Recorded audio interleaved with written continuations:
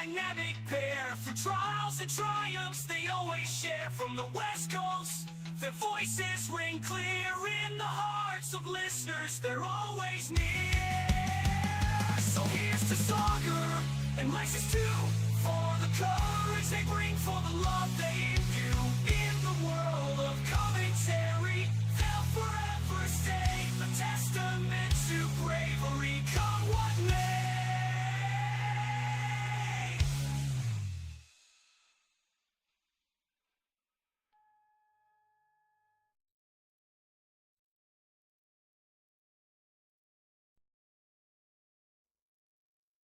Hello, ladies and gentlemen, and welcome to another wacky round at the pitskill.io. This is the America's Challenge, a league that runs weekly on Wednesdays for some wacky action. We're at the track of Kyalami, if I'm not mistaken. We're holding on to the week's schedule, and the drivers are out on track for, I think it must be their third or fourth attempt this time. GT4s, GT2s, and now headed to the final GT3 series. Just wanted to say thank you very much for joining me. Thank you very much for being here. Thank you very much, Punish Rose. Love you, brother. Let's take a quick look at the rounds and see where we've been so far. I've been to Valencia, Watkins Glen, Red Bull Ring, Barcelona, Zolder, Nordschleife, Donington Park, Zandvoort, Kyalami is where we're at today, and then Paul Richard and Bathurst and Indianapolis are going to round this out. And I just realized we're going to have to go to the standings overall on the live screen to check out how everything's been going, but for now, let's take a look at the drivers who are out on their laps right now. Just a few minutes into qualifying, the drivers are just getting to setting their laps so far. It's mostly out laps right now.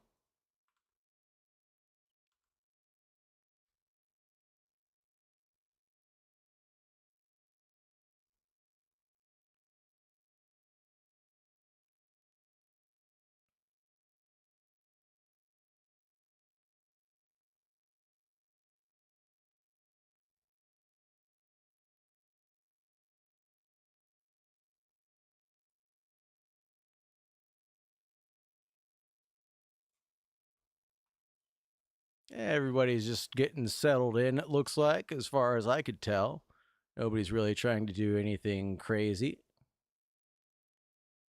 What I will say is it's awfully hot here in California, and it seems like our home, Kyalami, is facing the same thing right now. In the 28 degrees Celsius range, I think, if I'm not mistaken, that's around 75, 80 degrees. Let's say 80 degrees ish, and it feels like, ooh, it is 80 degrees in my own home. So our home, Kyalami, is what it feels like here today. Let's go to the standings overall, I think, is what I can throw up next.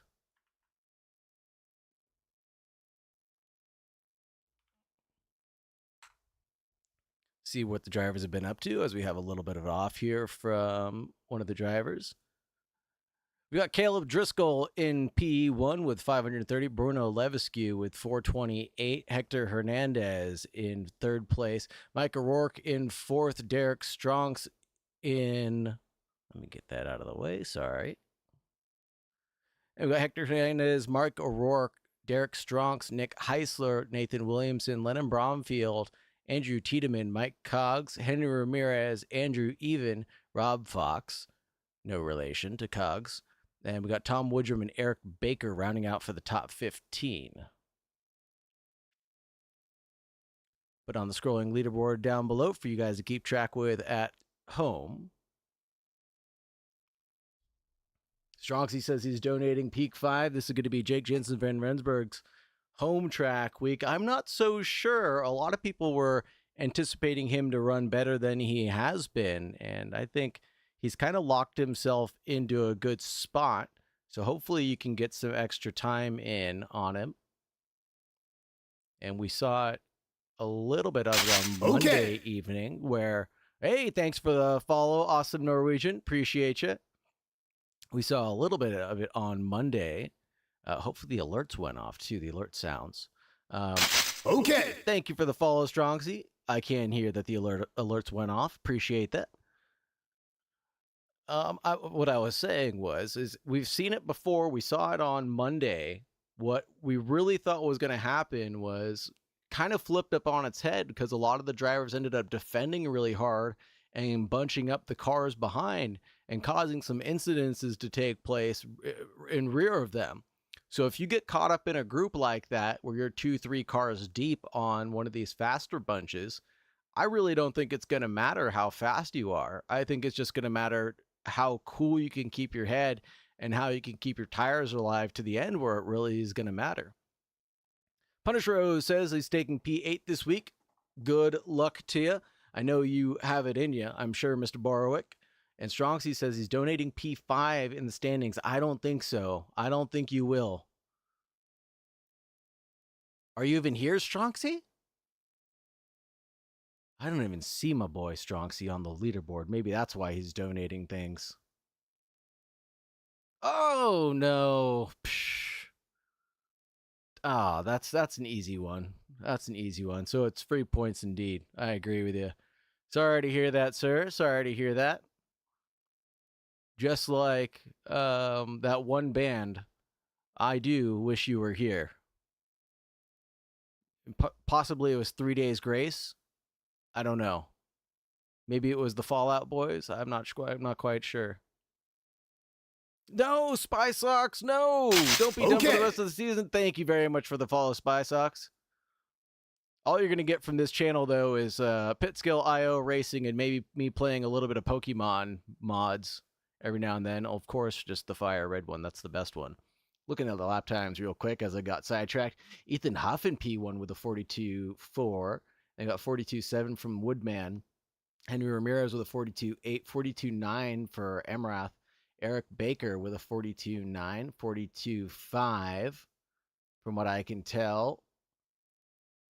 45.0 from Andrew Even, 45.2 for Luke Weingard, and Lopez with a 45.3, and Noah Lee with a 45.8. Yeah, but which Pokemon do you like, Mr. Norwegian? That's the real thing that matters. And of course, this is a split qualifying right now, so the AMs going out first, AMs and Silver Drivers going out first, and then they'll have the pros go out following that. Except RL Brown seems to be sitting in the pits right now. I hope he doesn't think that he's going to be going out with the pros, or perhaps he is just not going to be taking a lap just yet. Of course, it's red blue. There's a mod. I'll have to share it with you since you love it just as much as me. There's a mod out there. Does Brown do quality? I don't know if he does or not. I don't think he does. I think he's just here for the pit skill. There's a good mod I have, Awesome Norwegian, of Pokemon Fire. So you get like all the buffs of Pokemon Fire with like the graphics and the running shoes and everything. But it's only the first 151 Pokemon, which is a lot of fun. So you can catch everything in one game without having to trade with anybody. And this is going to end it for the first half of the qualifying session. And then the other set of drivers will go out in just one moment or two. And there it is. Henry Ramirez in P6. Noah Lee in P1. Ethan Huff in second. Etwash Emrath in third. Fourth for Baker. 5 for Woodrum. Henry Ramirez is the last of the AMs with a 42.8, it looks like. I think everybody else... Oh, no, we still got Andrew Even out there. Weegard out there. And they're both finishing up their laps. I apologize. Wiegand's not able to improve, the 43.7 being his best and last. 43.6 for Andrew Evans' best and last. Can he get anything to the line? He's about a half second up right now, but that's not enough to get past Henry Ramirez. 43.0 for him, awfully close there at the mid-pack. Aim for Mike. Actually, I do have a prediction going. I do have things I can do. Da, da, da, da, da.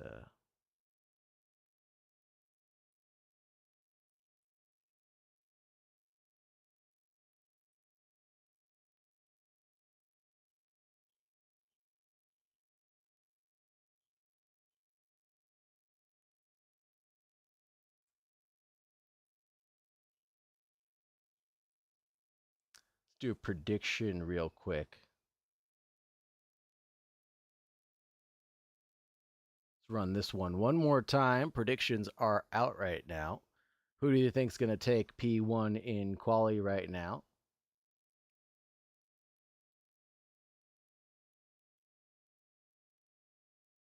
Aim for Mike. Don't aim for Mike. Mike, well, I don't know. We'll take that back because I don't know. The drivers on Monday were saying that they were complaining about falling asleep behind the wheel of the car because they were having such a quiet race. Maybe they do need to get a little Punterino action. Maybe they do. Maybe they do need a little kick in the derriere. Rob Fox rocking the nice Rob Fox livery. Doing some more Foxy things in that Lexus. Good for him.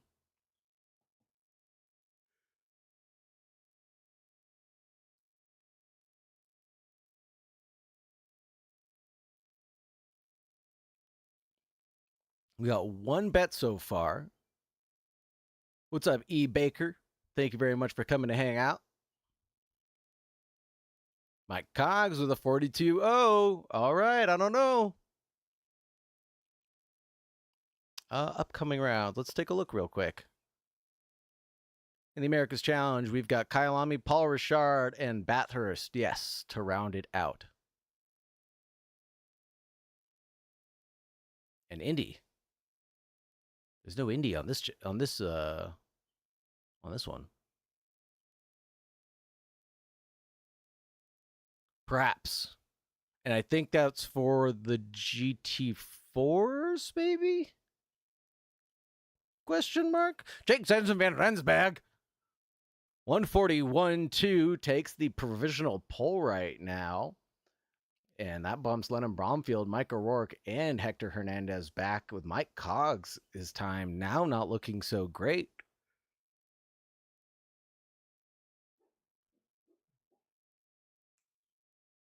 And here comes Lightning McQueen, Nathan Williamson, rocking that sexy 95.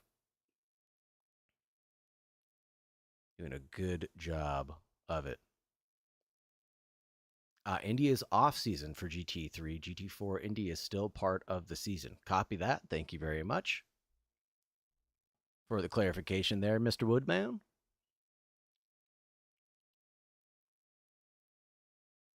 Somebody in the EU race said that Paul Ricard is a bit boring. I wonder why.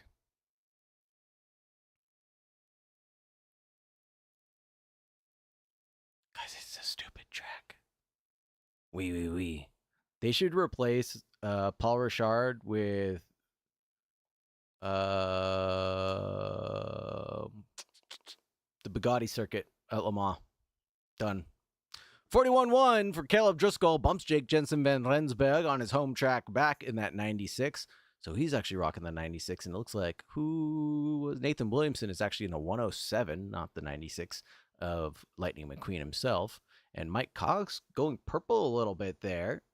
Oh, wow, what a big drift through sunset, though, he has. I'm not sure if that's going to slow him down or help him out. Whoa! Big old shakes of the derriere. Throwing it into the clubhouse bend.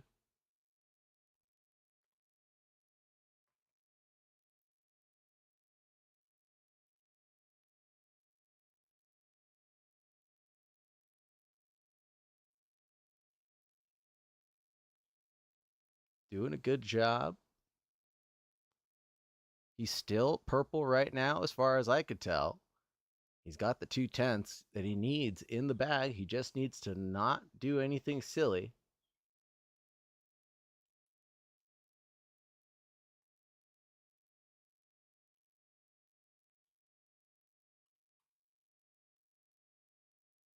Can he hold on through Cheetah? He's looking pretty tidy right now. I'm very impressed with the way he's handling this.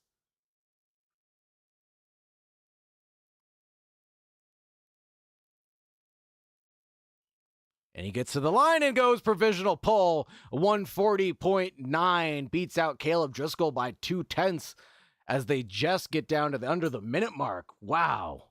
Oh, no game sound. No game sound. Why would there be no game sound? That's weird. Thank you for letting me know, but there should be game sound. Let me check this out.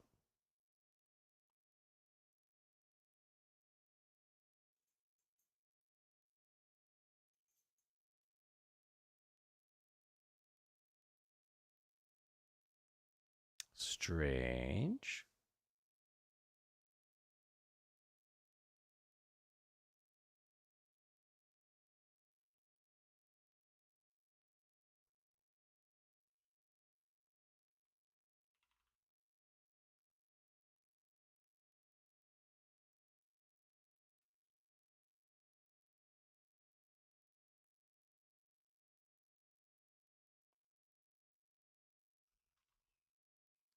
Very strange. Still no game sound. Thank you very much for letting me know, End Streams. I don't know what's going on here.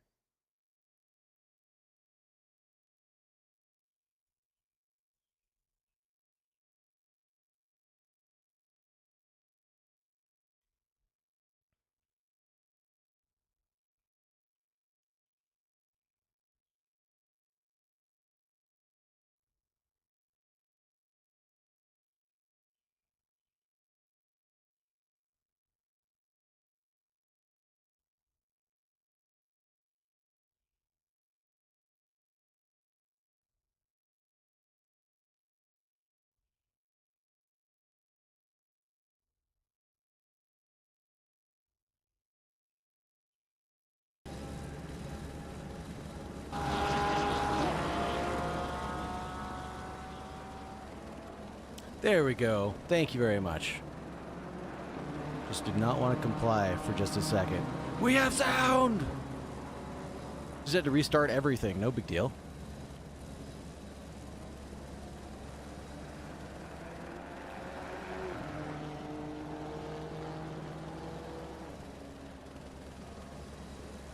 You did call it. Oh, wait, no. Hold on. Hold on. Hold on.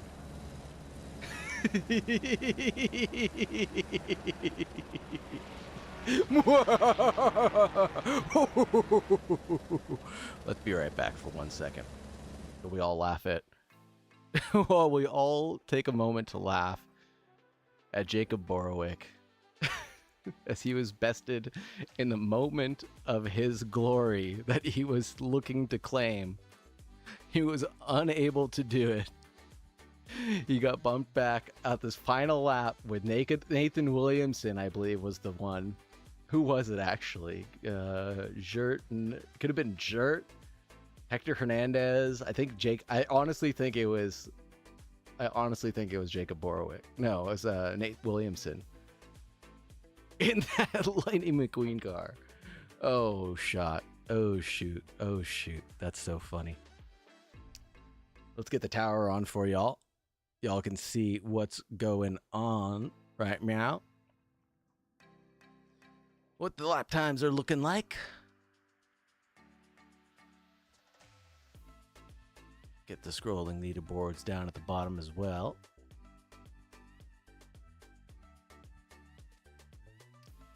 Radio silence. I will defeat you. You have killed my father. I will avenge him.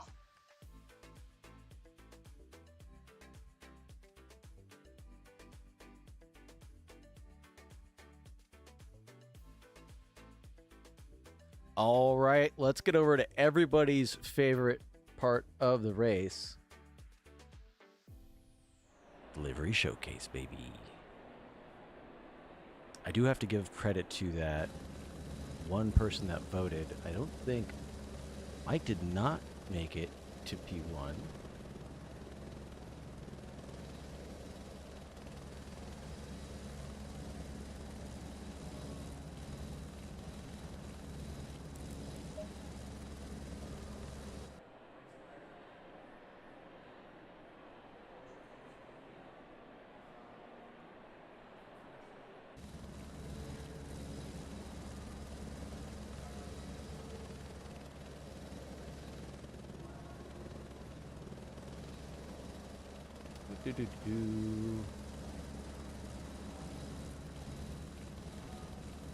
Resolve.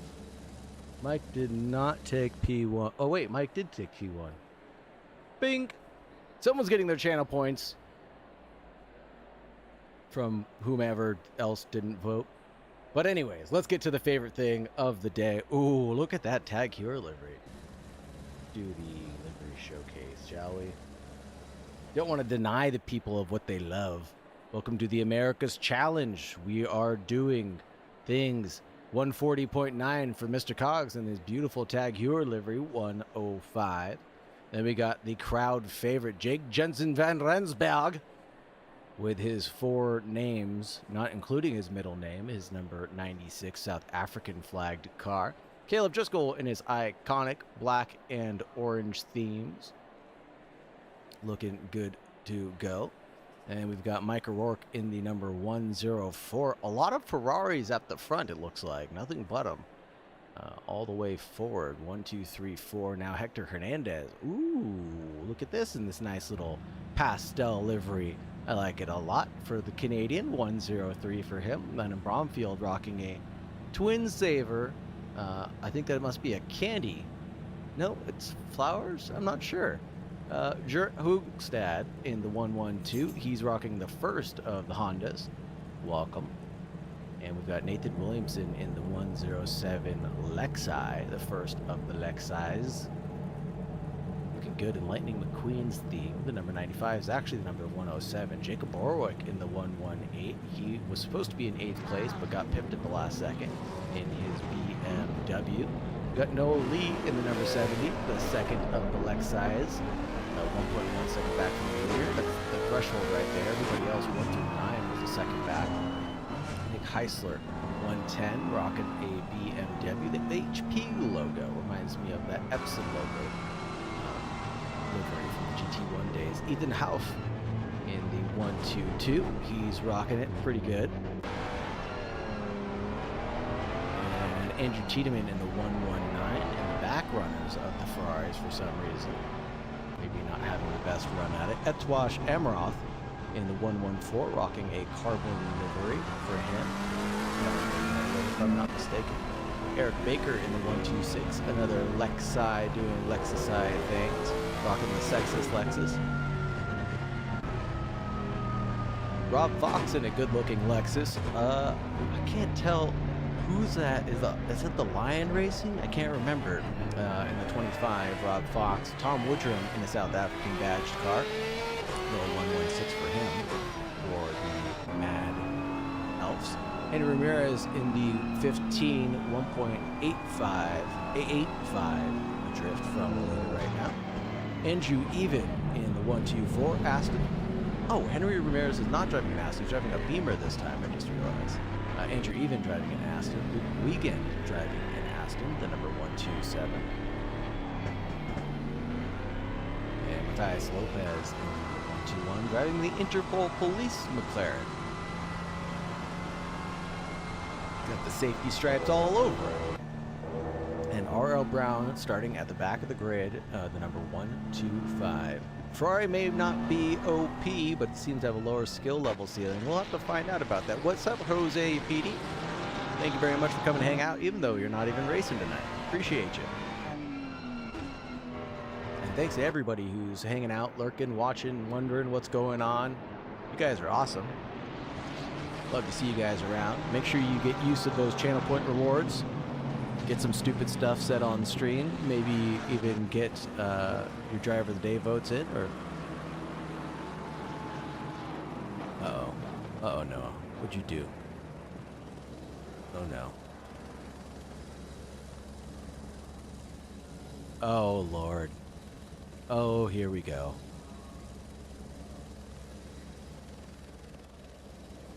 Well, let's have a poll.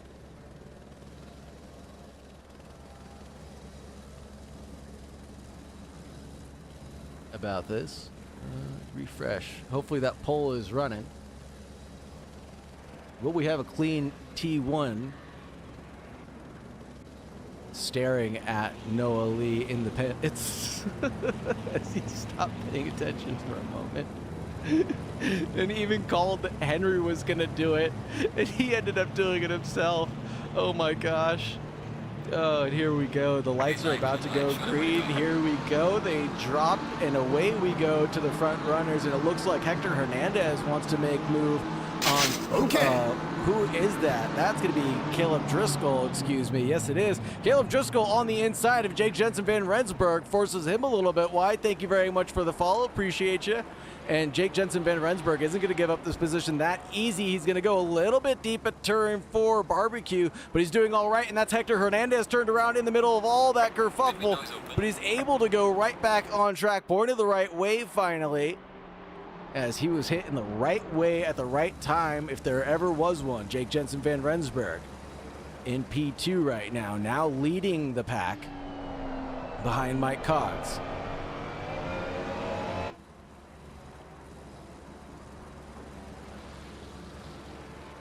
ACC is having some funny things happen to it. There we go, finally. Mike Rourke in 4th place. Jert Hoogstad in P4. 5, excuse me. Tucking in right behind these Ferraris. Butts on the nose of Mike Rourke right now.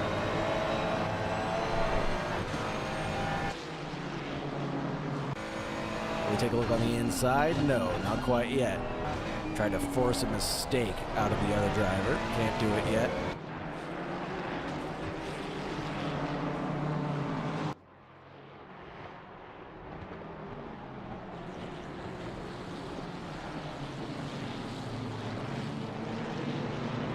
Got a lot of action here. Hector Hernandez in the middle between Henry Ramirez and Nathan Williamson right now.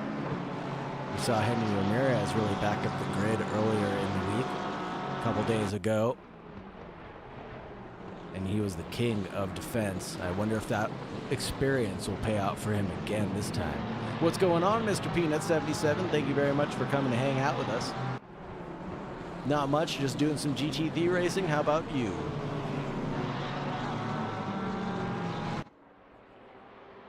And we do have that mandatory pit stop everybody's going to need to take, so might shake things up just a hair.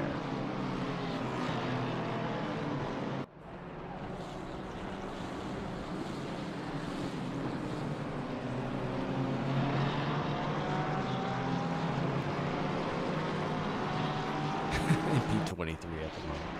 You actually got me to scroll.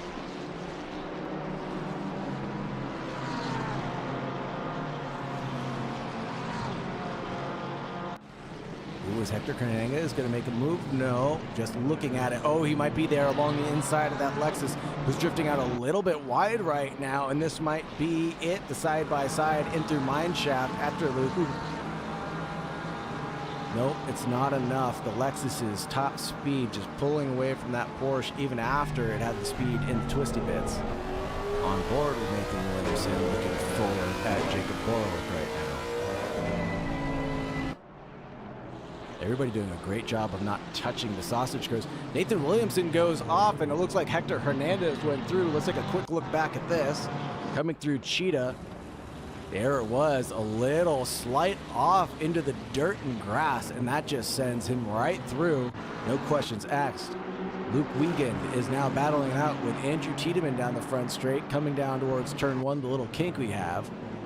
And I wonder if Tiedemann's going to get alongside presently. Let's hold on. I don't think so, but left more than enough space on the inside is Tiedemann as he's going to try to go through, but the curb undulating his car unsettles it, and he's not able to go through or even get alongside. Still trying, though. Eric Baker and Etwash Emerald. Coming out of turn 5, it looks like. Everything stayed hunky-dory there. No thing to write home about. Beautiful South African day. Sky is clear. Track is optimum, but awfully hot.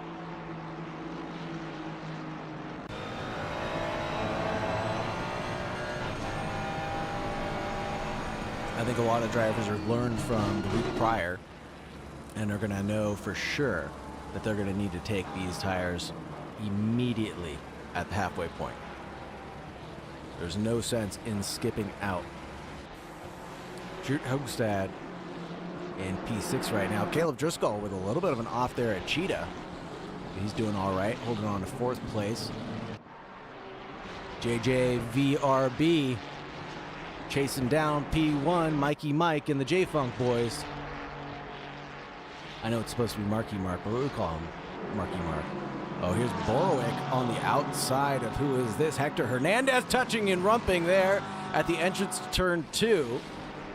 A little bit of not even a little bit of overlap, completely side by side as there was a little bit of contact there, looking towards the apex as always, and obviously not realizing where Hector Hernandez was about to just kill himself. Oh man, let's look on board to see what happened here. Hector Hernandez just keeps his foot in it on the gas and just goes round on his own. Man, not the way you want to see a battle end, unfortunately.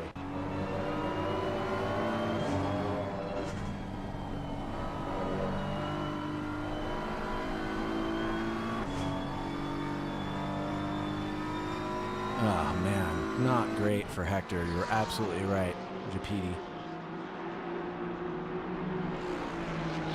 He was doing well. I mean, he was doing well. It's just a long race. You got to keep your nose in it, right? Looks like Noah Lee doing the recovery drive of his life from 23rd is now up into 18th place right now with the team Unconquered.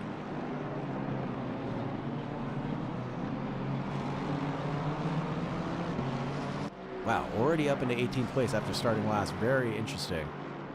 Oh, there goes the Ferrari behind the Aston. It looks like this might be a switchback overlap situation, but know that Aston is able to keep it in front.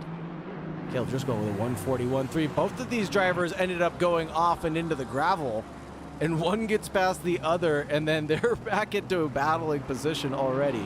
Holy smokes, we're gonna have to take another look at this one. Let's take a quick look back as we head through Cheetah. Oh, this is Ingwe, excuse me. And hopefully we catch them both going off.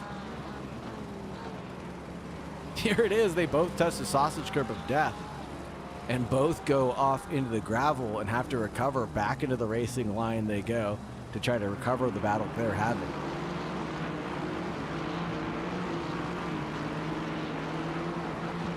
This is Tiedemann chasing down Andrew Even right now, but here's Amrath bumping Eric Baker in the Butte.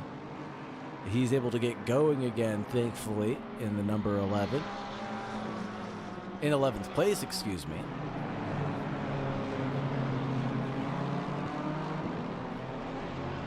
Pack of cars. Holy Toledo, this is 2x2. The only one that's different is Noah Lee's Lexus in all of this. Holy smokes, I don't even know what to say. That looks so good. Noah Lee leading.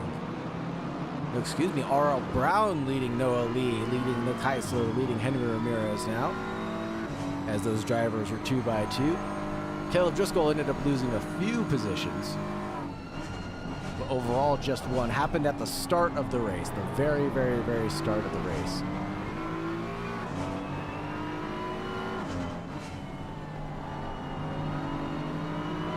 Wow, look at these guys staying super tucked in. Alternate lines for all of them, trying to find any clear area that they can. And this is a big wiggle for Mr. Brown now. That might give Nathan Williamson a chance to go by, excuse me, Noah Lee a chance to go by, and it does. Can Henry Ramirez snake through? Maybe so, but that HP livery of Nick Heisler also now is trying to get through. R.L. Brown's gonna stick to the line on the inside. Not let Henry Ramirez have that opportunity. Inside line, stays inside line through the Giuseppe sweep and into turn 4 barbecue. Oh, big old drift out of Nick Heisler in the background. Let's take a quick look at that one. That was nice. Oh, there was a little bit of touch with him and Henry Ramirez. That's why the drift was so severe.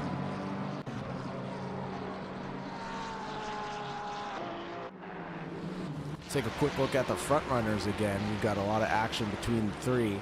Jake Jensen Van Rensburg about 5/10s back from Mike O'Rourke, back from Caleb Driscoll. 100%. That's the Bimber Boy pack that we got to watch out for. And up front, we've got this Ferrari pack that we've got to take care of.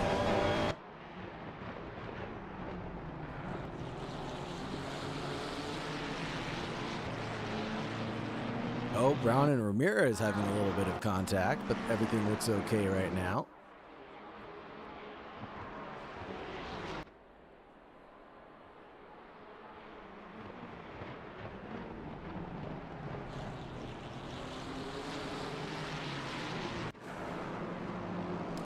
Oh no, what happened there?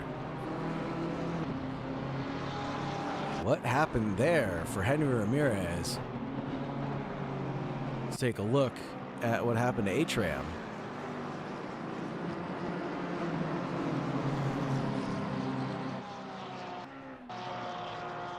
Coming into Cheetah, looking like he's doing all right. No, looking like he's doing a little side-by-side contact. Oh, and R.L. Brown touches the dairy air. And I think he went around.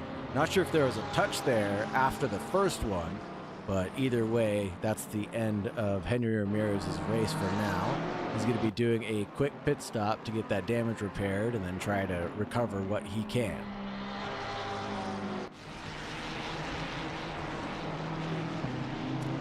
P1 only separating B2 by 0.3 of a second as Jake Jensen wants to get this recovery drive underway. He wants to claim Kyalami as his home. He wants Kyalami to be his Kyalami.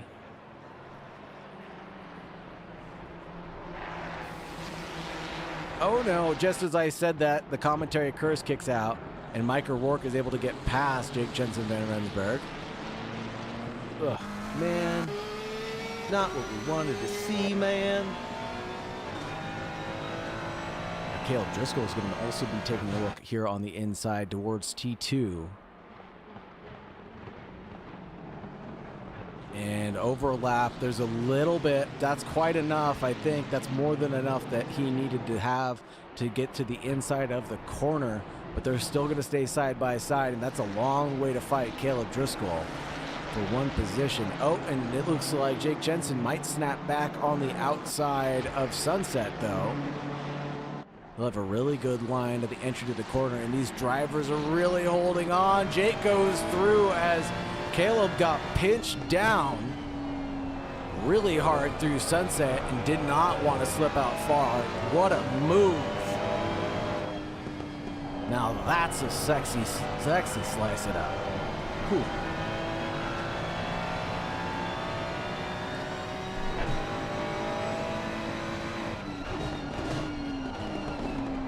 I have not set up the clip key yet, so we're just doing things by manual sense right now.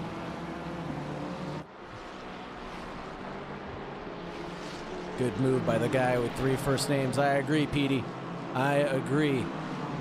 Apparently, he's got 4 names, as he also has a middle name that's not even included in there. So, it gets worse. It gets worse.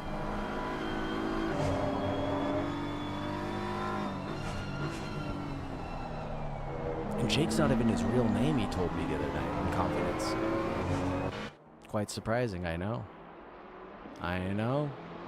I know. Ooh, is that coming out of the pits right now? Is that Henry Ramirez coming out? Must be. Yep, there's Henry Ramirez letting the leaders go through very quickly before he gets back on track. And Nathan Williamson chasing down the Borowick. The Borowick, who is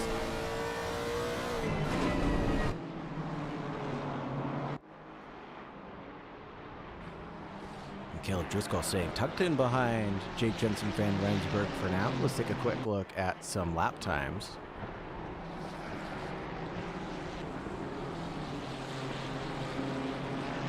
Almost nothing separating these two right now.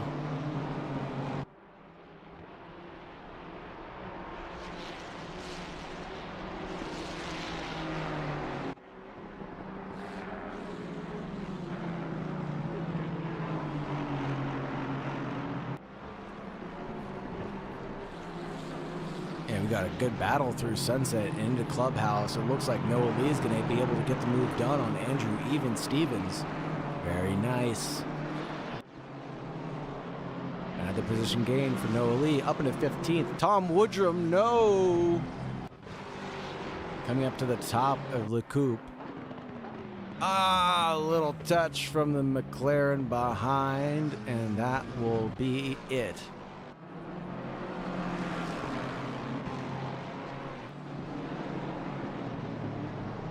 Nails in coffins being driven home, it looks like. Drivers are definitely doing their best to stay elbows out as much as possible.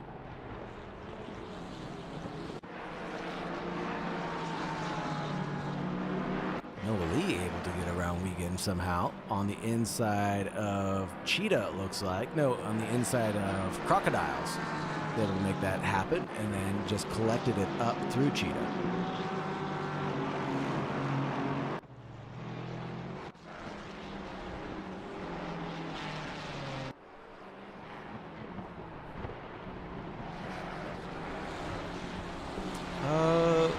Amrath. That might be Amrath in the McLaren livery again. The camo. I can't remember if there's more than one or if there's just that one. So don't hold me to it. Unless you want to hold me tight. Tyus Lopez battling it out with, I believe that's R.L. Brown. It is Mr. Brown. Police interceptor. He's got his lights on for safety. Trying to pull over Mr. Brown. Mr. Brown is saying, I'm going to run with it. On the inside, not enough overlap there at Sunset as R.L. Brown stabs the brakes really quickly to get that front end to bite before turning into Sunset.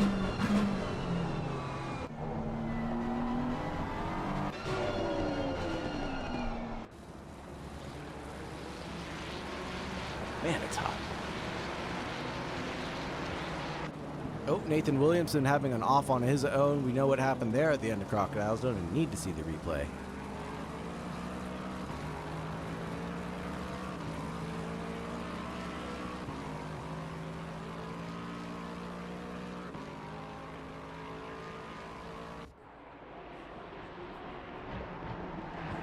We're not going to say anything about the car, the 118.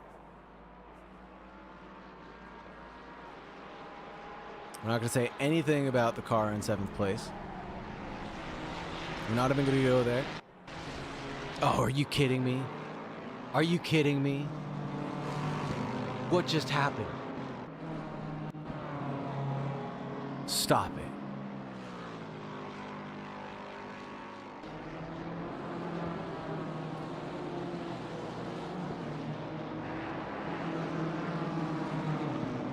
He's okay, right? Oh! Duh!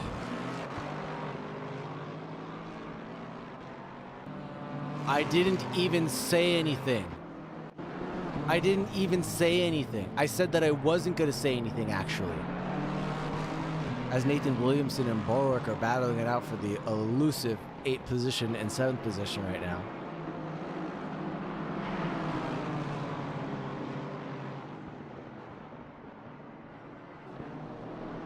Both drivers having their races turned a little bit on their head based on some spins that they've had pretty early on.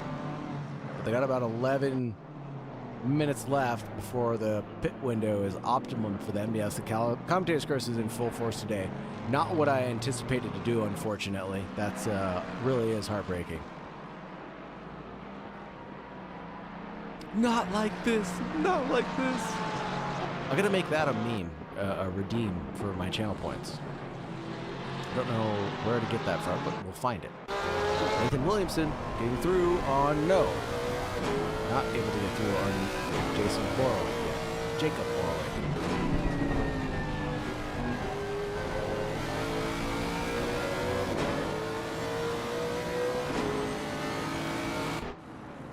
Oh, there's a nice move. Tiedemann's going through on a couple drivers. Rob Fox is going way back now.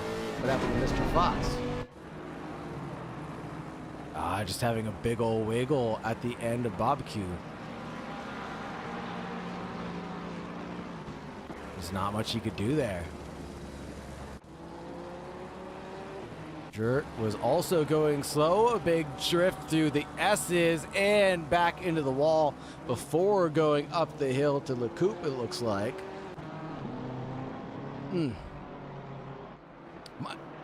Is that Mike O'Rourke? No, that was Caleb Driscoll. Oh no!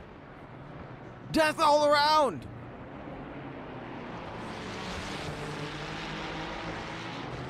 I think that must be lap traffic. It just gets run off the road. No! But Jensen Veterans back. No! No!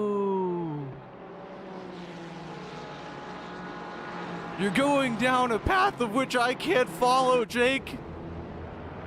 You're going down the dark path. And that's Mike O'Rourke chasing down Mike Cogs now, and I think that's going to do it for them. I agree. I don't think Jake saw him at all. Obviously not out of malice. Jake is not that kind of guy. But man, oh man. Pit stops coming out for Borowick, Driscoll. I believe also for JJVRB. No, he's still out. 1.6 second adrift from these two drivers right now, sitting it side by side in the 105 and the 104. This is a hell of a view right now. Let's get a helmet cam on the outside. Now go over to the heli camera. The 104 trying to go deeper on the inside, pinching down the 105, forcing them onto the uncomfortable undulating line. And there it goes, the switch for the lead. Mike Cogs goes backwards. Mike O'Rourke takes the lead of this race. Wow, what a move, what a send.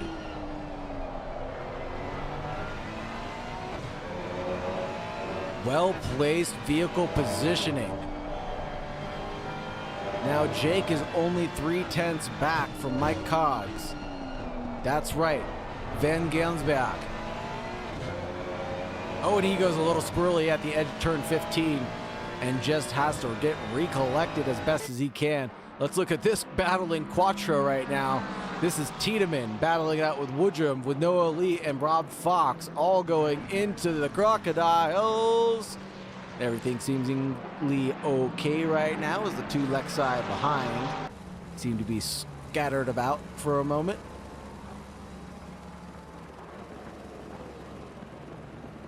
Ferrari, Porsche, Lexus. Back over to the leaders. This is P3. Emrath heads into the pits now. Gets away from the battle that they were in for a moment.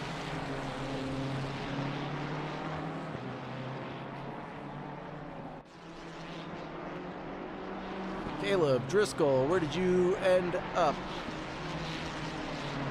Down in 13th place right now. Is holding on to the fastest lap of the race, the 141.26.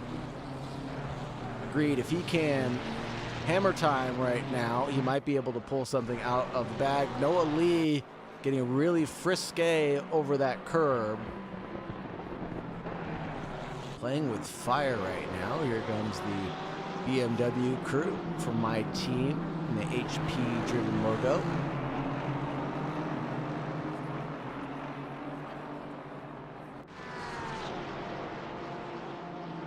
Tiedemann on the inside of Noah Lee. Ooh, who's gonna force that Lexus off real wide, but can he get the top speed down? No.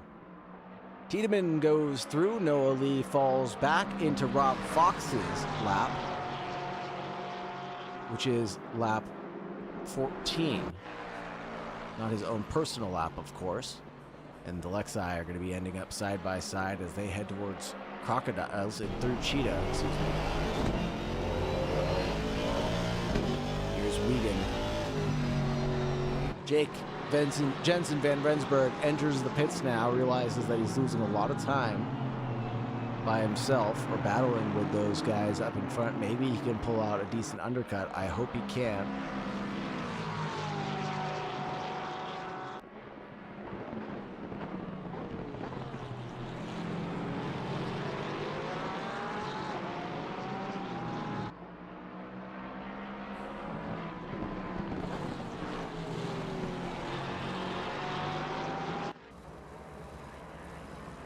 Lee chasing down Tiedemann. Rob Fox chasing down Noah Lee, and Tom Woodrum trailing behind.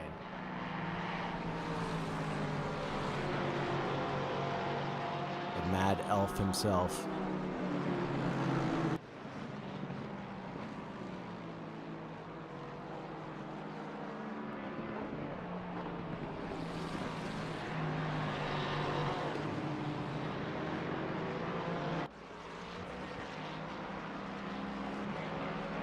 It looks like Jake Jensen is already out of the pits. He is, so that's a big gap back between him and Caleb Driscoll right now.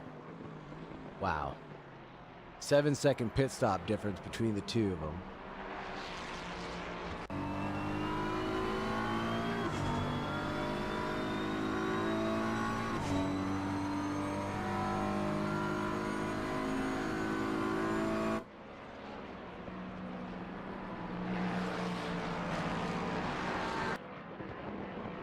Cogs, Hostad, Mike Cogs, all in the pits right now. Nathan Williamson as well from 4th place. Some of our drivers forward right now. One of those cars is Noah Lee, then Rob Fox, Tom Woodrum, and Nick Heisler and Luke Weekend. On the inside goes that special looking Ferrari. On a huge defensive line, and it looks like actually Noah Lee might have the legs to outrun it. There it is, the Dragon car, number 70, Team Unconquered, makes his way through, and he's 2 tenths only away from Tiedemann behind. And on through Sunset, Tiedemann has to back out of it, and he sure does, smartly so. No overlap was visible.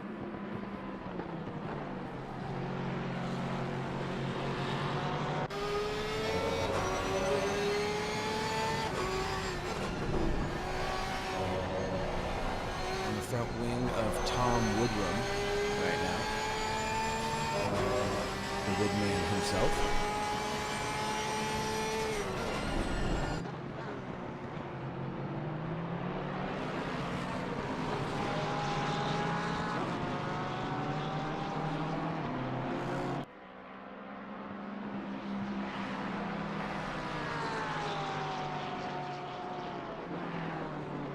Where are all these drivers going to end up? The Woodman chasing down Rob Fox and Tiedemann. Hate to say it, Woodrum, but I'm not rooting for you. I'm a Lexus guy myself. Might be cool off track, but on track it's all about Lexus power. And it looks like, actually, with that being said, he's in the pits.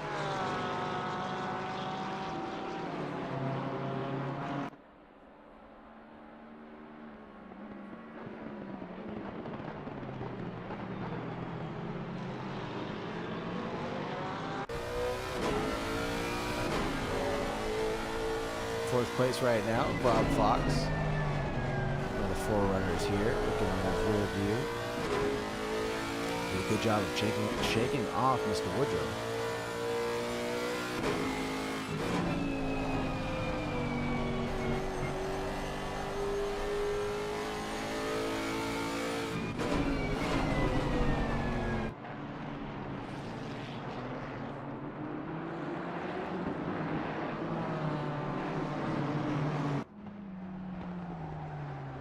Really good job of keeping it on track, but who's that in the background? That's Borowick, I think. That was Borowick in the background, and 118 going a little bit off. I was just saying how well everybody's been doing to stay on track, and then Borowick goes ahead and proves me wrong. Thank you, Borowick.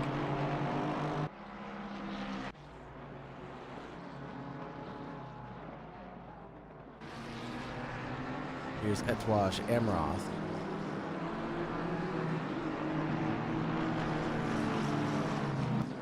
Chasing down Andrew Even right now in the Aston.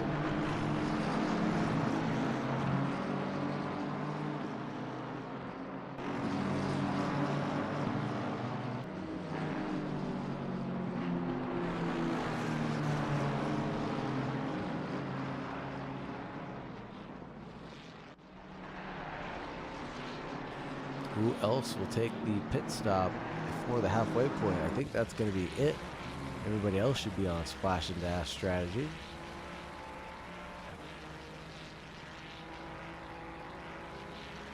If we time the ORL Brown getting into an incident, let's see if we can rewind to see what happened to the 125.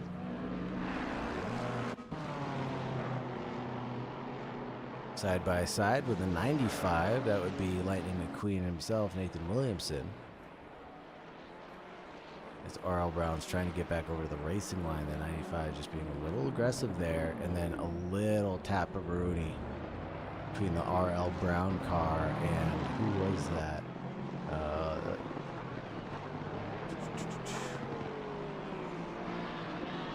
Williamson, Nathan Williamson for 8th place. Copy. I wonder if he was considered a blue flag or not, even.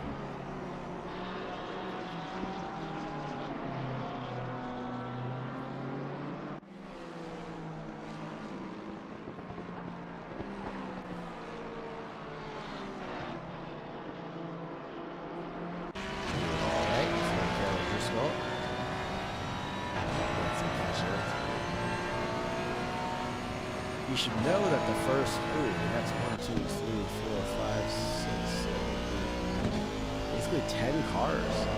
8 cars are all battling him for position now. He's gonna have to chop it up really finely. Mike Coggs seems to be gotten out the best of it right now. Michael Rourke as well.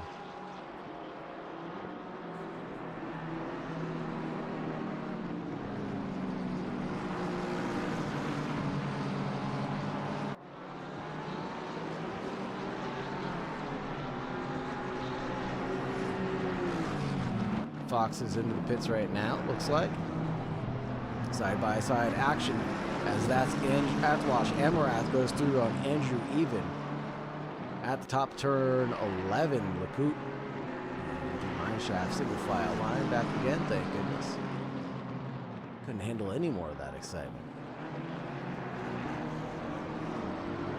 Stand by, folks, I'm going to leave this running. Be right back.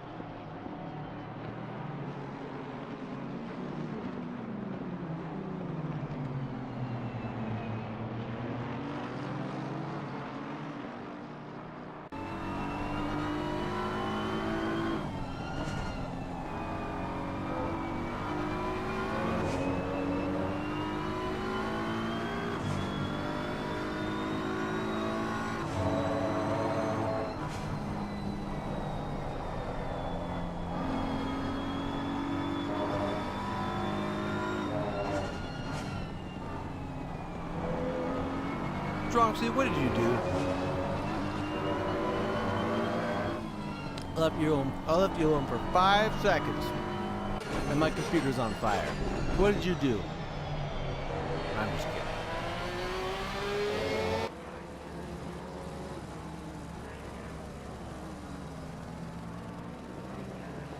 But what happened to Huff? Huff just sitting there at the end of the pit lane.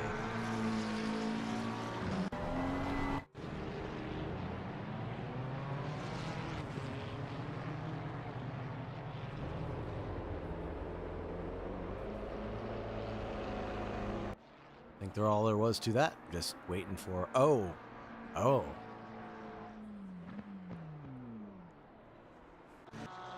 Crossing the white line. That's a big no-no. Weekend into the pit right now. The number 127 falls back a few positions. And Hector Hernandez is on the inside of the Sexy Lexi, Eric Baker. Oh, what a good move! Oh, that's so close. Wow, switchback, so close.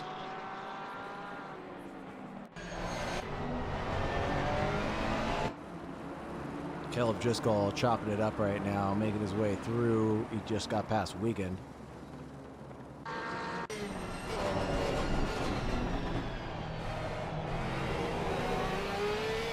splitter of Hector Hernandez looking at Eric Baker in front. That big old RCF. I think he has it on the underside. I think he does.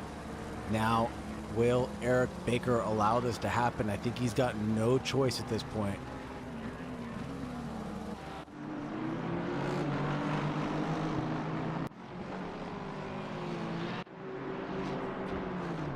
Yellow flag for the number 15. Let's see if this was at sunset.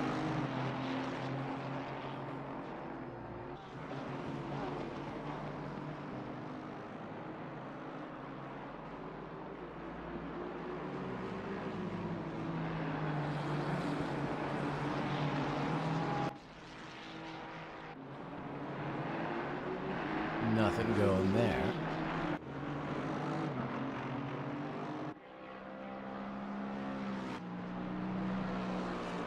Let's see, Tom Woodrum still chasing down Andrew Tiedemann. Eric Baker, Hector Hernandez are chasing down Nathan Williamson.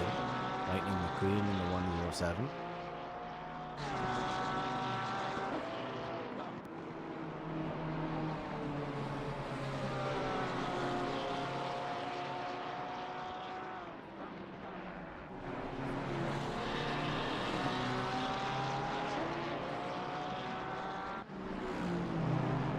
Andrew Evans closing down on Jacob Borowick, though. 2, 3, 4, 5, 6, 7, 8, 9, 10, 11, 12. Wow. A lot of people have already taken their pits. Everybody's just about taking their pits, as far as I could tell. This is going to be a straight-up battle at the end. There's Jake Jensen Van Rensburg getting around Lennon Bromfield. On the pit exit. Wow, that was so close. Oh my God, that was so close.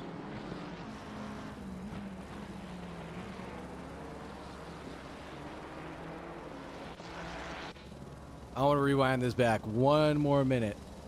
Hopefully we can get him just leaving the pits and see where Jake Jensen Van Rensburg was. Coming through Cheetah now for him. Or Crocodiles, excuse me. Bromfield just about to get rolling. Just getting rolling there as he comes through the final corner. Wow. And we're going to see Jake Jensen Van Rensburg just in the corner of our eye in a moment, I think. Yes, there he is. Oh my God, that was so close on pit out. Jake Jensen Van Rensburg is able to pull out a move of the century with timing that undercut well to get out from Lennon Bromfield's thumb.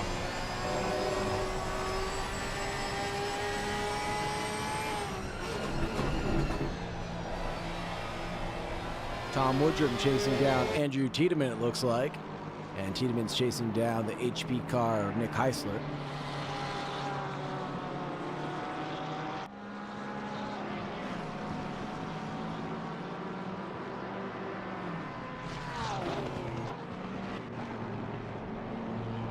That Porsche is so mean on the twisty bits. Ooh. It is so rapid.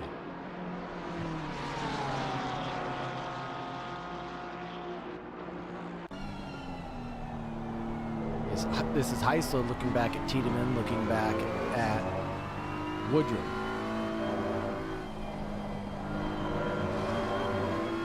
No one goes off at turn 14.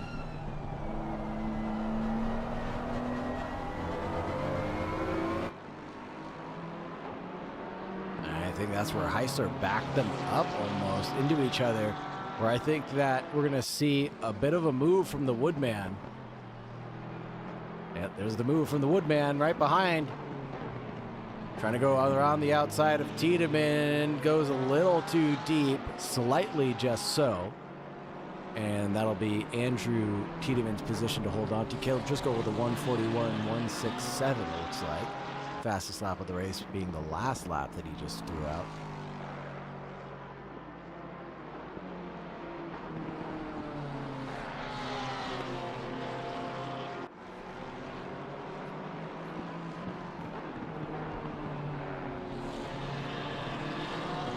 Not a whole lot of action left to go on, except for this Woodrum-Tiedemann battle that's still within a second of each other to Nick Heisler. Absolute madness.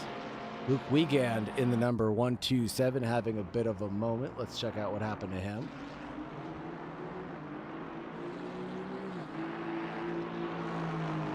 Coming over some of the curbs now. Just getting lit up on the grass at the end of turn 4. Unfortunate for him.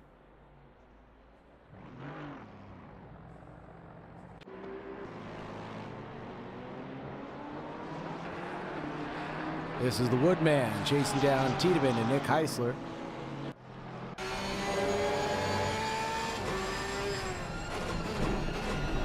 Let's stay on board with these three for just a few more moments as Nick Heisler got a little squirrely at the exit of 15. I wonder if that slowed him down enough.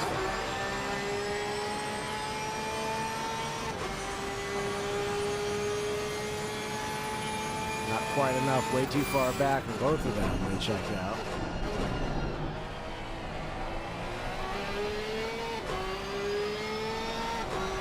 Porsche looks like it's on the rails right now.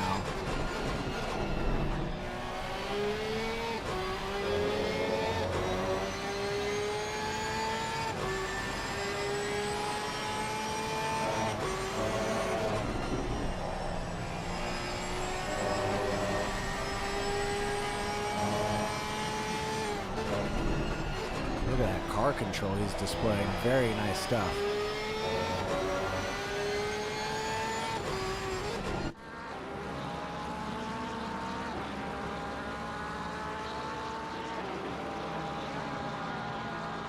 Here's Hector Hernandez trying to get next to Lightning McQueen.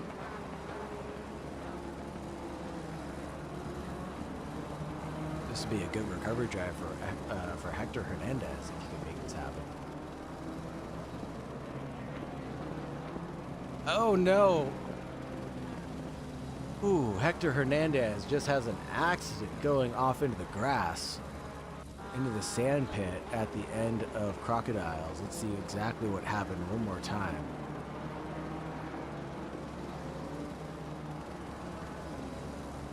Here it is, entrance to Cheetah, hits the curb and just gets absolutely jettisoned into a tank slapper, into that barrier wall, and that'll be it for him right now.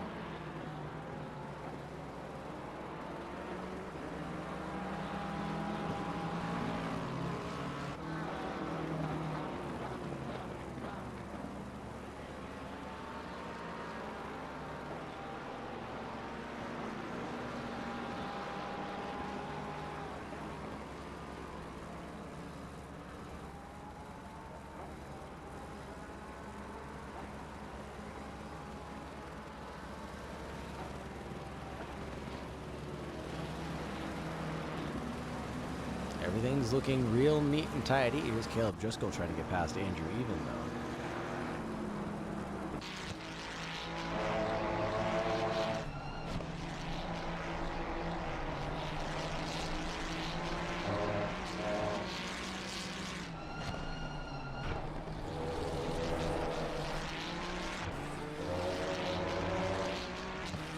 The cop car seems to have gotten away from us at one point in time or another. Matthias Lopez hiding back in 19th place.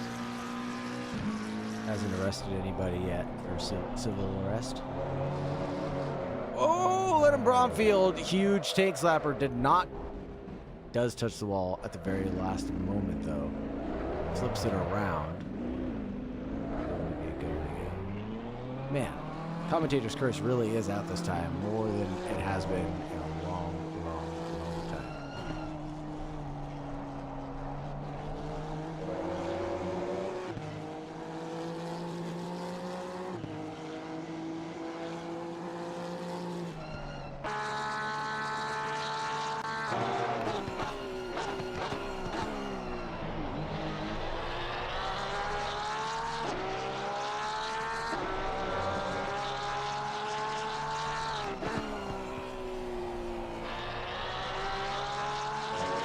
This is a good battle between the Woodman and Tiedemann.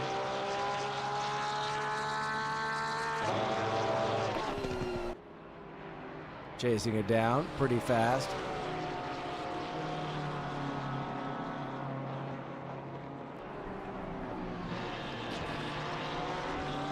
Again, not something we had quite expected to see happen.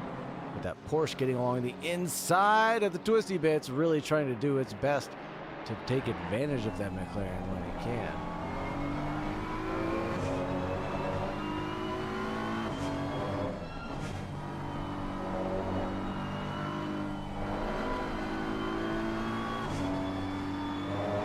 Jacob Warwick getting chased down by Caleb Driscoll. Switch to applesauce.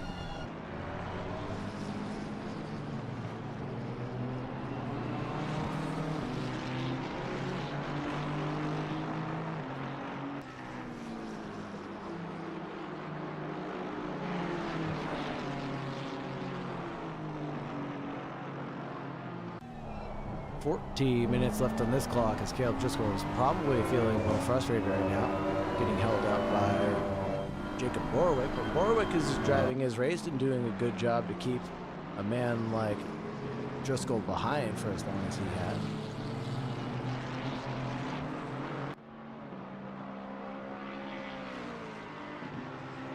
Jake Jensen Van Renberg, wow, already cycled up into third place of all clocks to be in. So the 104, 105, and the 96 are the championship winners.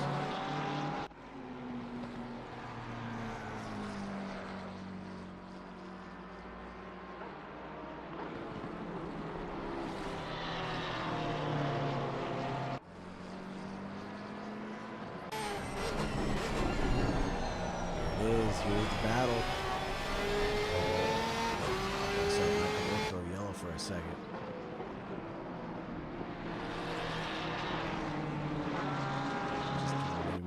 Good call. Good call.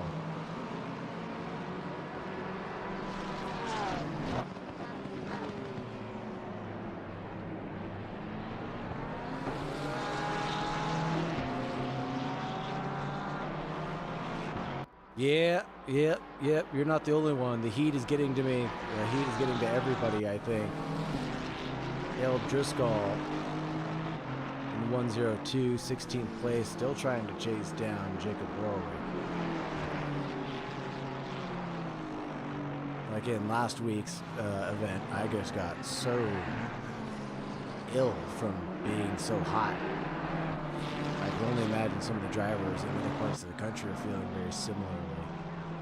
They've been sweating a lot, drinking nothing, haven't even eaten dinner yet for the most part. What's for dinner, Spy Socks? You tell me that.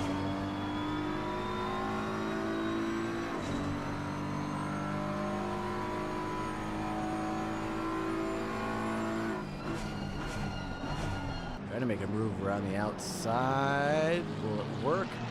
He's there, but I don't think just being there accounts for anything as Caleb Driscoll goes almost off the track completely in his ever-loving trace for Jacob Warwick's position.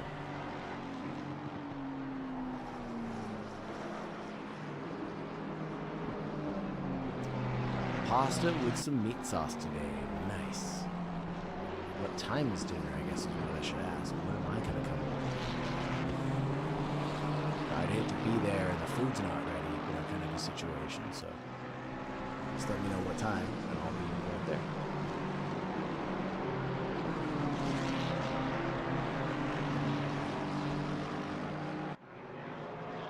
Eric Baker getting chased down by Noah Lee. The two Lexis bashing it out.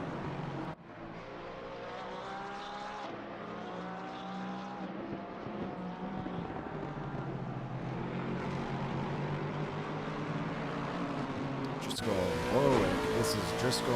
No, excuse me. This is Eric Baker and Noah Lee going side by side right now.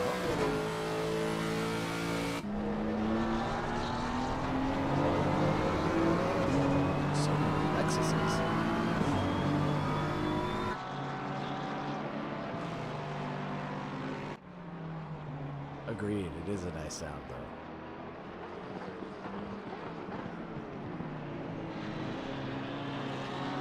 Have you ever heard the cars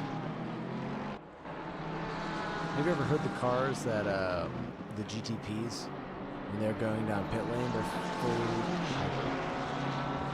And this is the craziest thing to hear, that they're just like 60 miles an hour, yeah, we're good, no problem. Drives me nuts sometimes. I'm like, how do they do that? How do they,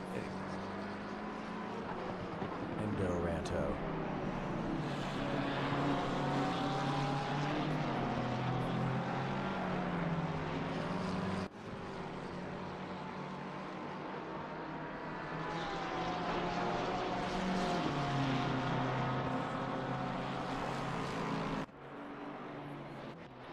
Oh, Caleb Driscoll's turned around the wrong way again.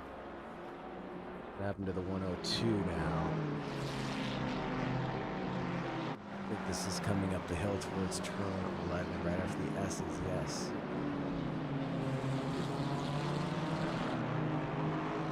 Oh, man. Oh, man. Just not his day today. You're absolutely right about that. But the gentleman is out here. He's still racing. He's still going to get to the finish line no matter what. He wants some points on the board, which is more than some can say, Strongsy.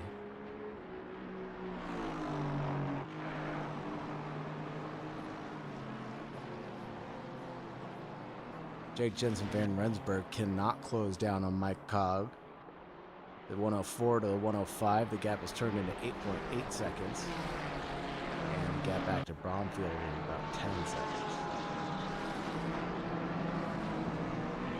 Yeah, we're going to have to take a look at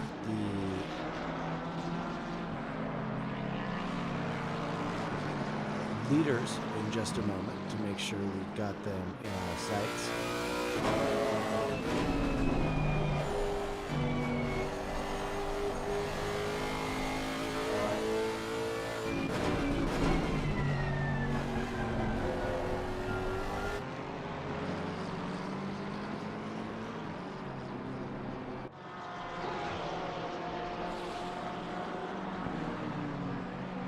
Gaps just slinking around anywhere from 1.5 to around 2.5 to 5 seconds, man.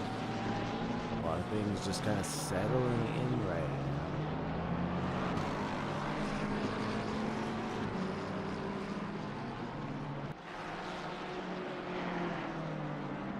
I mean, that's about the, I'm thinking about it, and these cars are pretty much on knife's edge when you're pushing them this hard up until the final 15 minutes of this race, 7 minutes of the race, right? So I think everybody would want to take the time.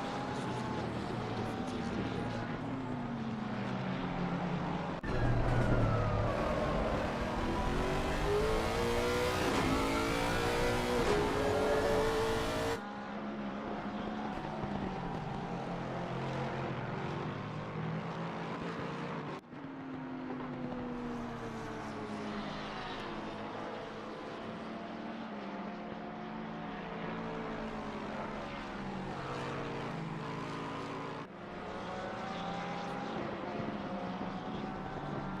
Pretty quiet on the western front here. Eric Baker and Paul Mudro, Peterman, Eisler in this middle pack, keeping it pretty status quo.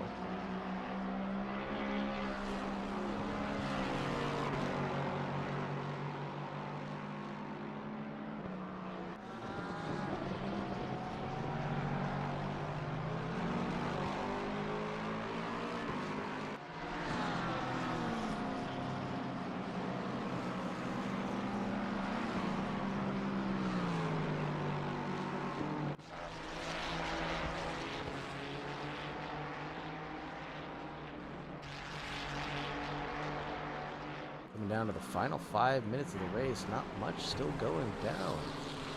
So surprising. Normally there's at least something for me to talk about, but right now there's just literally nothing, I'm sorry to say. Ethan Huff chasing down R.L. Brown, which might be the move here at the final corner.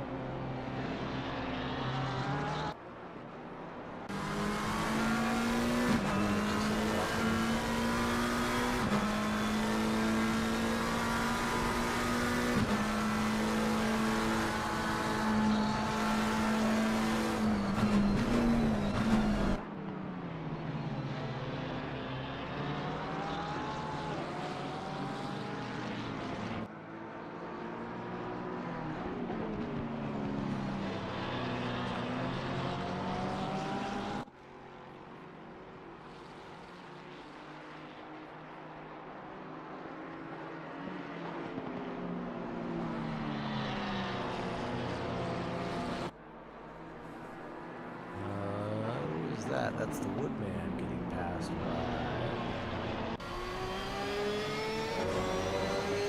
Wow.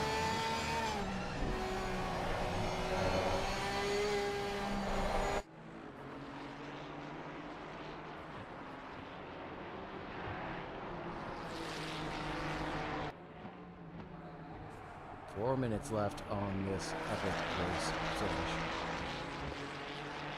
Cog in P2 to Microwave P1.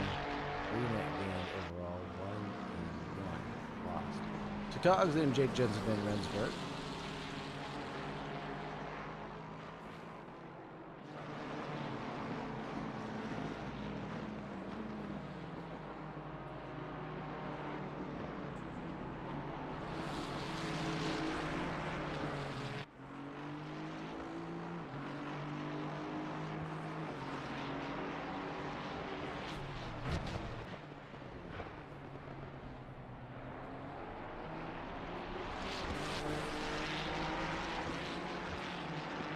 Oh, there's Jake Jensen Van Rensburg chasing down Mike Cogs right now.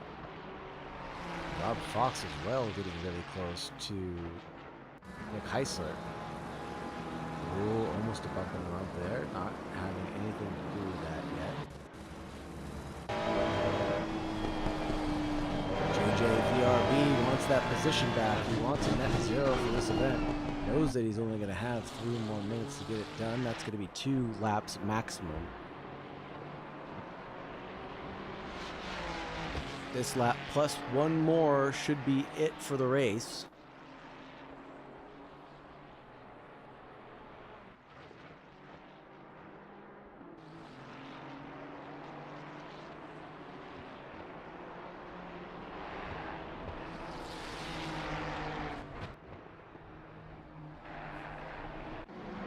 Take a look at this battle in Quattro with Heisler, Fox, and Schwarzenegger. Inside of the 25 Fox mindfully backs out of that one.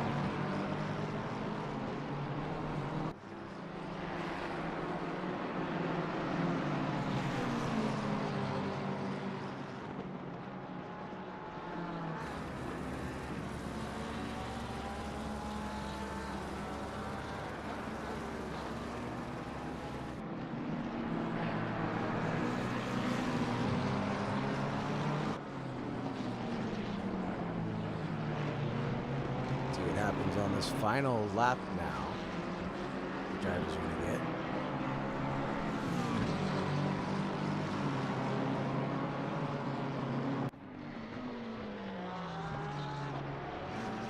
Rob Fox on the inside. Can he make a move? No, not just yet. Jake Jensen Van Rensburg making a look at Cheetah.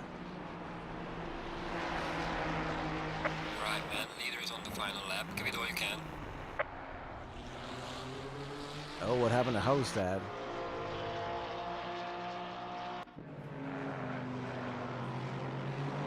Leapt or jumped?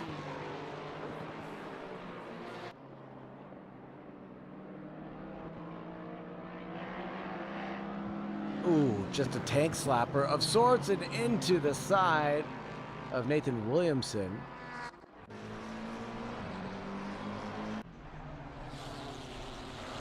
Still chasing down a barbecue. Jake Jensen Van Rensburg really saved it for the last couple of laps, it looks like. Pit window is now closed. On the inside, makes a move at Clubhouse. A little bit of contact there. Jake backs out of it immediately.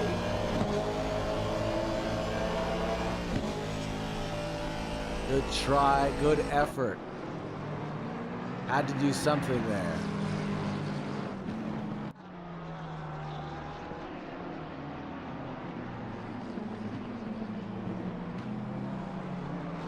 And here we go to the line. Ashworth Emrath.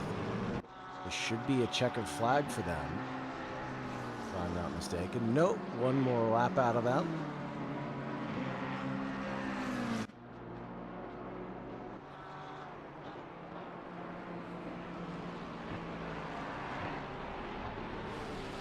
Jake Jensen is about a second back now. Leader has finished the race. Mike O'Rourke taking P1 a little too far away as Jake Jensen Van Rensburg from Mike O'Rourke, who's going to take P2, and Jake Jensen Van Rensburg is going to hold on to P3. 4 is going to go to Lennon Bromfield. 5 for Nathan Williamson. And we've got Hector Hernandez, Noah Lee, Eric Baker,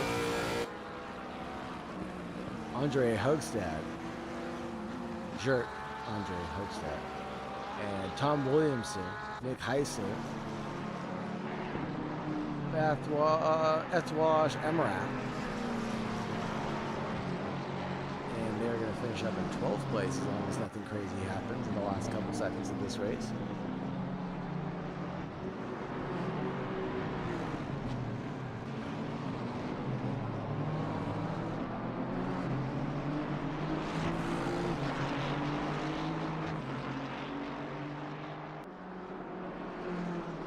Everybody getting to the finish line for their final lap. Caleb Driscoll did get past Andrew Even, though. So you can get a good look at how this happened. Got past the 124, set it up at the S's. Up the hill towards turn 11. How does he really make it go down? Looks like the number 111 just went super deep, a 124, excuse me. And Caleb Driscoll got that position gained. He's now into 15th place. So we have Emirath, Rob Fox, Borowick, Caleb Driscoll, Even, Tiedemann, Wingen, Matthias Lopez, Ethan Huff, R.L. Brown, and Henry Ramirez all wrapping it up for this championship.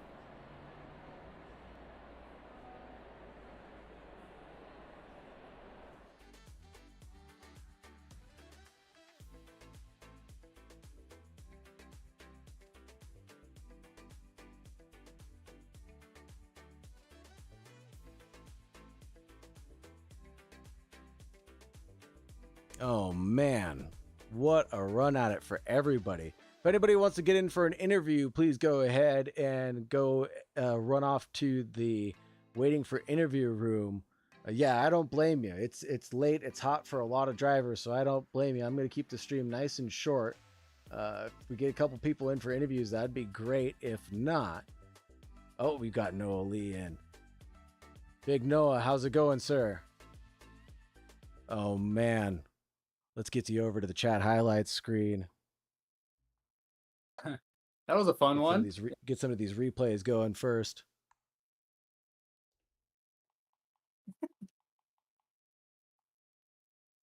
What happened?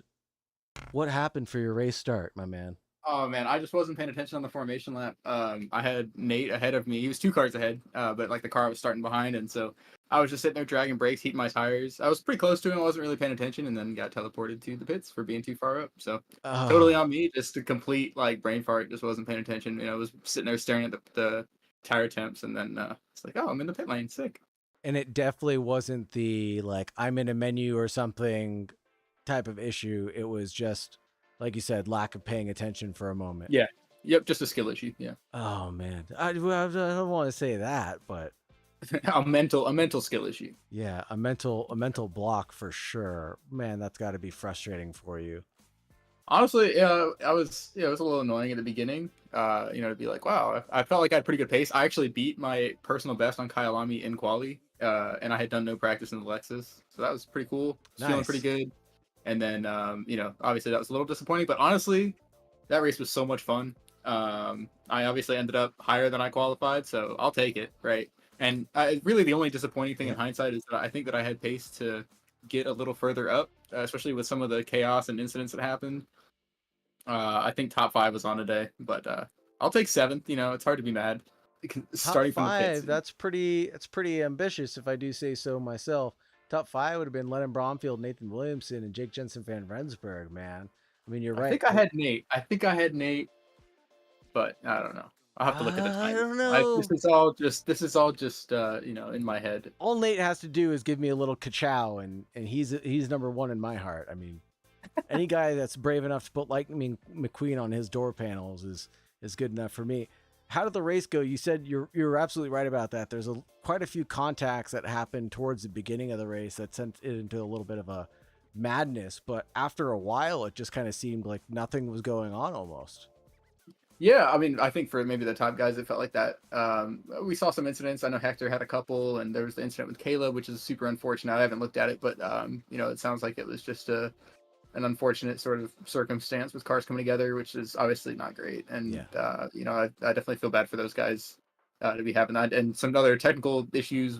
It seemed like it was a little bit hectic for others, but for me, it went pretty smoothly outside of the pit lane start. Yeah. Um, Not it only was did it was it was Caleb get hit once, I think he spun around twice on his own, or I'm not sure if they were on his own or with people. So, just was not his day. Just was not his day. Yeah, I mean it happens. They're just races that go like that. And Henry, of course, had a bit of a tangle as well With early on that Arl Brown, really if I'm not kinda- mistaken. Yeah, I think it was Brown. I started from the pit lane. Henry and someone else I forget had a drive through, so we were all coming up on some of the slower guys, and it's always tricky when there are people with pace behind people who are still working on it, and Yeah. it's because if you're in our position as the faster guys that had incidents early on, you're trying to get a move on, like you want to make as much ground as quickly as possible so that you can be tangling with some of the front runners. Right. Or at least people closer to your pace as quick as you can. So it's always frustrating. It's one of those, but it's racing, right? Like that's just a dynamic of racing.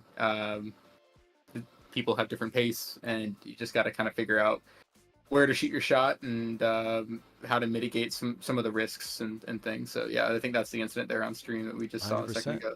Yep. No, that's the way of the road, man. Sometimes she goes, sometimes she don't. Yep. To quote Trailer Parks Boy. But yeah, I mean, it was a good race for me. I enjoyed it. Maybe my what I think I could have done. My ceiling is maybe a little lofty, a little ambitious, but No. regardless, it was a good time. I'm just giving you crap. Your ceiling was not too lofty. I think you're right. You may have had the Lexus Boy, but for you not practicing in the Lexus, for you to being able to just jump in it and be that quick is very impressive, buddy. Very, very happy to hear it. I guess I'm back to I was worried coming into this that Jake had broken me and that I was going to be a mid-engine boy. There's no going back. Once you get used to it, and nope, Right. jump right back in, and all was good, man. It Felt was like fun. home, right? Yeah, so it really did. Honestly, the Lexus does speak to me more than I think it does others. I know some of the people who are in the Lexus now as well don't love it as much and are probably not going to be in the Lexus in the future. But I don't have the same aversion. I feel like I get along with it pretty well, and on tracks with big straights and everything. I mean, the straight line advantage and the acceleration is crazy. It's really fun. Yeah, I was out here at Kyalami earlier today and had a good time. I got knocked myself back to dead last, but still had a good time driving that Lexus round. It was awfully fun. Yeah, man. Good to hear you back on the sim. I'm trying. I'm not, Yeah, not I know, racing. I'm just absolutely. trying, right? Yeah, right. Well, it's good to hear for sure. Thanks, Noah. Appreciate you, sir. Anything else you want to talk about? I don't think so, man. It was another good Wednesday. Kyalami. I've been driving this track a lot this week, so I want to say I'm excited for the track next week, but I think everyone has an equal disdain for Paul Ricard. So, but the collective suffering makes it more enjoyable. When everyone hates it, it's a little bit more fun. So. Yeah, you can say that all you want. I still think you're full of it. You can go like Paul Ricard all on your own. I'm not going to be a fan of it for you. We need to switch it over to the Bugatti circuit and call it a day. Right. I think that's going to be the end of it. Someday, man. Someday. Someday I can dream, right? A boy can dream, right? Thank you very much for the interview. It looks like I got Borowick up on deck. Thank you very much, Noah, for hanging out, and I'll talk to you soon, man. Absolutely. Sounds good. Love you, brother. Bye. Grab Jacob Borowick to talk about his race. Hello, sir. Hey, how you doing? I'm okay. How about yourself, Mr. Borowick? Couldn't be worse, apparently. No, stop it. Another race, another heartbreak for me. Just a roller coaster of emotions, like every single time, I guess. It starts out great. I gained a couple positions from the start. I go Right. 7th. I catch up Bromfield, like these names that I never raced with. Yep. It's just insane. I have so much respect for these guys, and to get there, it felt amazing. But of course, I got caught up by by a very scary red Lexus. I had a little bit of a fight, and karma hits because I laughed that somebody crashed and I crashed myself. Oh Okay. man. Karma is real. Oh man. I crash once, then I go a couple laps. I crash again by myself. Absolutely, car is destroyed.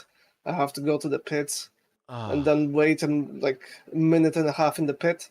And I decided to take no tires. What? Yes, I drove on one tire set the entire time because Oh I my thought god. it's gonna help me. Honestly, it was fun. Then I basically was I got like 2 more positions from after I went out of the pit. Uh, then I see that another name that I never thought I would be like even on the same lap with, which is Caleb Driscoll, is Yeah. right behind me, and basically defending from him kind of made my day. I know I probably destroy his because I was defending, but I bet he enjoyed Just- it just as much as you did. I don't think so. I don't know. But, Caleb, that must have been the highlight of Caleb's day because he had a lot of poor incidences that just didn't go his way. Yes. Self-inflicted or otherwise. So I'm sure at least racing with someone was a good finish for him. It was very fun trying to defend from somebody who is way more experienced and way Okay. faster, and probably on a fresh set of tires. The BMW just started giving up at the end with the tires. Last I 7 couldn't minutes was imagine just why. sliding. I couldn't imagine why, Jacob. Why would the tires give up after an hour of being just absolutely abused into the dirt of Kyalami? I think I treated them well. I mean, if you made it to the end on him, you must have treated them well, like a first date or something. Really taking things slow, easy, respecting them. You know, bringing Yeah. flowers over to her mom. I don't know what you did to those tires, but It was very respectful. very respectful. Yeah, didn't ask for a kiss at the end of the night. You know, very good for you. Very good for you. Always on time. Yes. Shut up 10 minutes early. Yeah. Yeah. Basically, the previous race, which was the trophy challenge, went just pretty much the same. Where I was involved in a huge accident at the first lap, and was just catching up to second last place the entire race. So Kyalami started well and ended badly for me. Hey man, I don't Let's care. hope the next map. Let's hope the next track is a bit different. You know what? In my opinion, Jacob Borwick, I think I don't care if I'm racing for last place, second to last place, whatever. Racing is racing, in my opinion. Like I said, even during today's race where I got knocked out of Kyalami, when I caught up to the next driver in front, 2-3 times, I still wanted to race him at their level, right? I still wanted to make sure that Mhm. that incident didn't happen again, that we didn't have severe contact where we both, went off into the dirt. So, backed out of a few corners that I thought were going to be a little too risky to make sure that the next one I stuck was going to be for the right reason. Let's just say that. Thank you for the follow, Protoguanda, and thank you for the follow, Bly Invader. Appreciate you both. Basically, from the race, I have to say that I really enjoyed fighting with everybody that I fought there. Henry, Nathan, Hector, just everyone. It's insanely cool fights. Side by side, half the track, all the time, just exactly what I like. It's just that I kind of, I've been, I know 3 weeks isn't a lot of racing, but I kind of want to see results finally of heavy Yeah. practice, because I did drive this track a lot. I probably did like 700 laps, maybe 800 laps. Wow. And I just keep making like stupid mistakes, crashing on turn 5 and crashing on the sausage, not even touching the sausage but dying on the turn. It's just heartbreaking to me a bit. But yeah, let's hope I practice more for the next track. And I am very tired. It's 4:30 a.m. I will have to thank you. No, for no the worries, interview. brother. Thank you very much for stopping in the booth and hanging out. I appreciate you guys that want to do this. Nice talking to you. See ya. Nice talking to you. Later. All right. Final calls coming out for interviews. In case anybody's interested.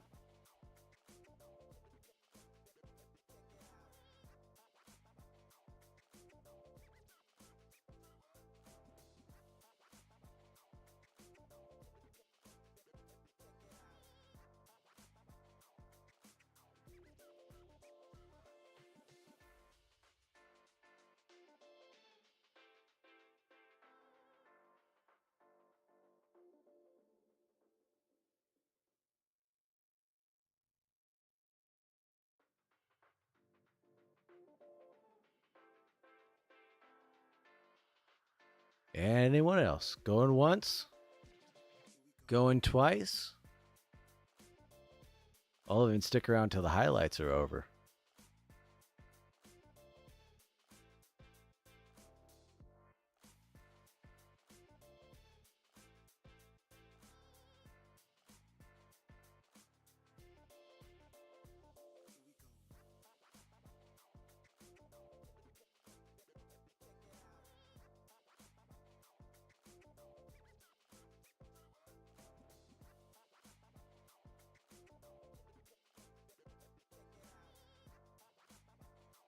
Oh, I've got a Tiedemann. I've got a Tiedemann. I've reeled in a Tiedemann. How's it going, brother? It's going great. It's an Good. interesting race. Sure was, wasn't it? It's A a little bit lot. of kerfunkling going on at the beginning, and then a whole lot of nothing happening towards the end, as far as I could tell. Yeah. It was just that last lap. It was scary, and then I did a thing. What happened to you on the last lap? Did I miss it? Maybe. I think it was around turn 4 or 3. We I must just be- spun myself. Oh man, no! If you didn't hit a wall, then I think we missed it. Nah, that's probably what it was. Oh I was man, fighting with I think it was Tom and Nick the entire race, and a few other Really? cars. oh man, did not see that. Oh, and that's how it ends. That's not the way we want it to end. So yeah. Oh man, and you had started off what P13 I think it and was- then ended up P17. It looks like after that spin. That hurts steering. Sorry. Was that the only incident that you had? If you're battling with Nick and Tom up front, then Yeah, out of all that fighting, I think the only contact that I have was really just a netcode touch with Tom. Yeah, because Tom Okay. didn't have any damage. I got like 3/10. oh, that's nothing. That's nothing to write home about. I think that's all I got. Yeah. I think, And other Tom than lap Superman 1, but gained 7 positions. Oh, lap 1 is lap 1 though. Madness is madness. doesn't count. Everybody's gonna touch everybody there. It's almost like they should turn down damage on lap 1 to like 10% of what it normally is. That'd be a hell of an idea. And then, oh, who was that? That was Hector Hernandez, also not having a great race. And his Porsche was able to recover it, but man, I think he had Yeah. multiple incidences of his own. But what Yeah, else do you want to left me talk about? sweaty. You can't just come in here and be negative Nancy about it. You had fun. You Oh, I'm didn't not have fun. negative. That was an amazing What'd you have for race. dinner? What'd you have for dinner? I had me a nice big bean and cheese burrito. Thank you very much. Ooh, that sounds good. That sounds good. Okay, I'm gonna have to go get some of that myself then. I do agree. It was a. I don't want to sound down, but it was a bit of a mediocre race, wasn't it? It was just like an average race. Maybe for you. Maybe for me. I think you That guys was- got a little bit sweatier than I did for sure. Yeah, I definitely do need a change of pants. That's for sure. Well, I won't keep you from getting your change of pants. I didn't know you had those kind of accidents, my friend. It was quite scary a lot, but it was honestly the funnest I've ever had in one of these races. You're So, kidding, really? yes. Because I went from P13 and then the Kerflunkel, and then it was just every lap I was looking in front of me and behind me. Yeah. I had to like split my eyes. That's always good fun when you're always in that kind of battle where you're battling forward and battling backwards at the same time. I won't deny you that. But eventually my That's quite nerves end up nice. getting to me and then I end up ruining the fun. Just for myself though, usually not for anybody else. It's the tantalizing pull of the rear bumper. Just get sucked into that derriere. How'd you know I was an ass man? Oh man, good lordy, good lordy. Well, let's get out to dinner then. How's that sound? That sounds quite nice. Right on. Fighting the bean and cheese Okay. burritos, yeah. Bean and cheese burrito it is actually. We'll find out where I can go grab mine, probably from the nearest taqueria, but we'll go grab one and get right back to it. Thank you very much for hanging out, Mr. Tiedemann. Appreciate your time. Yeah. Appreciate giving me some insight, and I'll have to go back and watch that replay to make sure we caught your spin properly. All right, man. Yeah, Have a thank good you. night. Take care. You too. With that being said, I think we're going to wrap it up here, folks. Thank you very much for hanging out. Thank you very much for watching. Really appreciate it. And with that, as always, good night and be safe.